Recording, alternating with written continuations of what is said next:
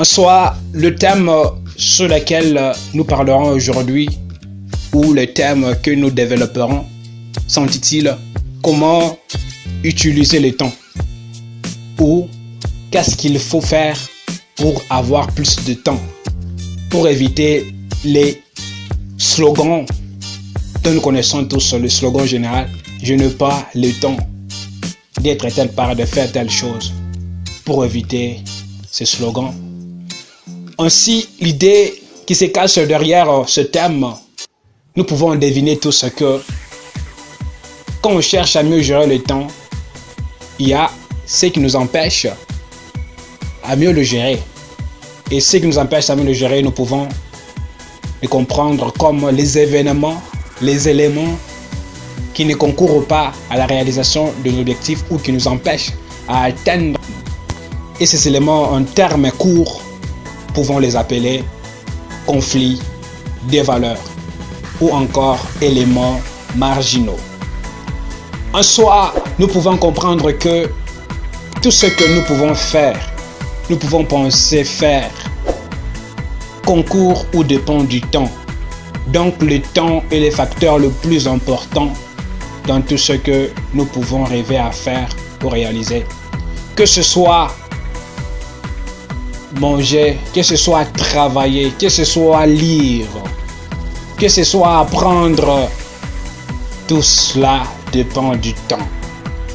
Donc, par temps, où le temps, c'est l'adversaire d'abord qui est invisible, qui ne tolère pas l'inaction, l'hésitation ou encore l'indécision. Le temps n'avance pas plus vite lorsque nous nous arrêtons ou lorsque nous avançons aussi. Le temps ne s'arrête pas lorsque nous nous arrêtons et le temps avance à son rythme, au rythme régulier. Et voici, je veux exposer deux conditions et une technique pour arriver à mieux utiliser le temps. Et voici ces deux techniques. La première condition plutôt, c'est de rester engagé. On doit rester engagé. Ça signifie quoi? Rester engagé veut dire s'obliger à faire ce que nous avons promis, même si le pourquoi qui nous a poussé à le promettre ou à le dire a disparu. Mais être discipliné signifie se soumettre à une règle, à une condition ou respecter ce que nous sommes dit carrément.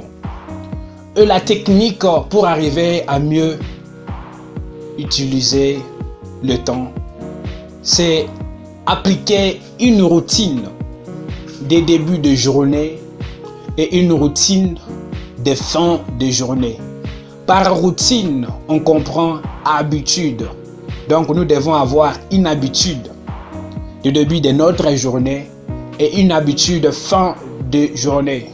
Pourquoi nous devons avoir cette habitude ou cette routine de début ou de fin de journée? Car nous ne pouvons pas contrôler, nous ne pouvons pas avoir le plein contrôle de tout ce qui pourrait ainsi subvenir, nous atteindre ou encore se passer en journée. Cela s'illustre à ces cas de figure. En soi, quand quelqu'un cherche à démarrer la voiture, au début, il ne contrôle l'état de la voiture, si la voiture est propre, si la voiture est sale, l'état des pneus, s'il y a de l'air ou pas. Avant de démarrer, il regarde derrière, devant, s'il y a de l'obstacle ou pas, ainsi de suite. Et lorsqu'il veut même s'arrêter, il contrôle là où il va ainsi garer sa voiture. Si l'endroit est ainsi mieux pour lui, pour qu'il puisse ainsi garer. Et lorsqu'il gare, il ferme la portière, il regarde si les portières sont hermétiquement fermées, des vitres par-ci par-là. Et lorsque la voiture est mise en marche, il ne peut pas contrôler ce qui pourra ainsi subvenir ainsi sur le trajet, l'embouteillage, quelqu'un pourrait ainsi jeter quelque chose sur son trajet. Vous ne pouvez pas contrôler tout ça. C'est donc nous aussi, nous sommes obligés à contrôler comment notre journée peut commencer et comment aussi notre journée pourrait prendre fin. À cela, je donne quelques exemples. La routine des débuts de journée pourrait être de nous questionner qu'est-ce que je peux faire aujourd'hui ou encore en ces jours qui pourrait me faire atteindre à l'objectif que je me fixe.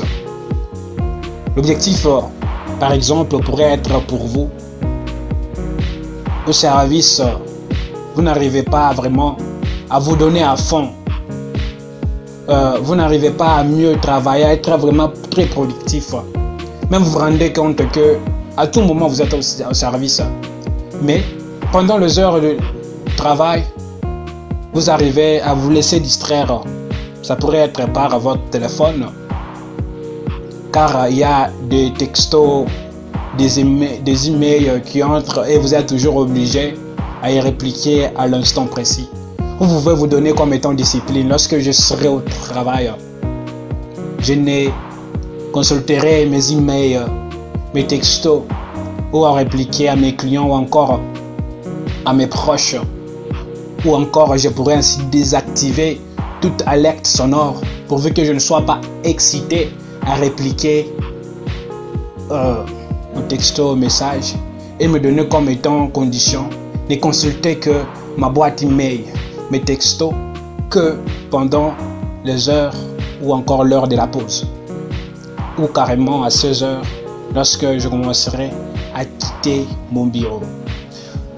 L'autre ainsi comme étant objectif pourrait être d'être celui qui pourra ainsi commencer à arriver à temps, que ce soit au service, que ce soit à l'école, que ce soit à un rendez-vous, à un programme, à une rencontre, car vous vous rendez compte que souvent que c'est vous seul qui arrivez en retard à ces programmes, à ce rendez-vous, à cette rencontre, vu que vous vous dites que le matin j'ai trop d'occupations, beaucoup de chats à fouetter.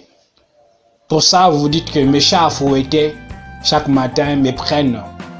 Vous évaluez, me prennent, si c'est 1h30, me prennent 2 heures.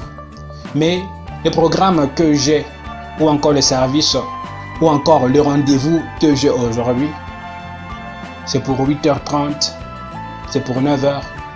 Donc, mes chats à fouetter ou encore les activités qui sont ménagères. On comprend par activité ménagère manger, prendre bain, préparer, s'occuper des enfants, en ranger, ainsi dans la maison, par-ci, par-là, faire un peu d'exercice corporel, que ce soit lire un livre qui est ainsi motivant, c'est ce qu'on comprend par activité ménagère. Ces activités-là me prennent plus de temps, 2 heures, 3 heures, 1h30, et c'est la raison pour laquelle j'arrive en retard. Le mieux pour moi serait de commencer à me réveiller à temps et de m'occuper à ces activités ménagères, et je dois commencer à les finir à 7 heures. Donc, à 7 heures déjà, je me mets en marche vers le rendez-vous, vers la rencontre, vers la réunion, encore vers le service. Et là, mon objectif est atteint. Ou encore, j'ai besoin aujourd'hui de me retrouver telle part. Pour me retrouver telle part, on pourrait dire, pour me trouver telle part, j'ai besoin de chercher l'information à telle personne. J'ai besoin d'obtenir telle chose, telle part, pour que j'atteigne l'objectif de me rendre, encore de me retrouver à ce lieu-là. Et là, vous verrez que le temps pour vous sera mieux géré lorsque vous appliquez une routine de début de journée. Et la routine de fin de journée serait celle de vous rendre compte que, ou encore d'évaluer comment votre journée se passait. Qu'est-ce que j'ai pu faire aujourd'hui, ce que je n'ai pas pu faire? Est-ce ce que je n'ai pas pu faire, pourrais-je les reporter à demain ou au lendemain? Et aussi, planifier comment la journée de demain pourrait se passer. En soi, si ce contenu vous a plu, n'oubliez pas de liker, de commenter et même vous abonner pour nous encourager et faire évoluer cette chaîne. Merci.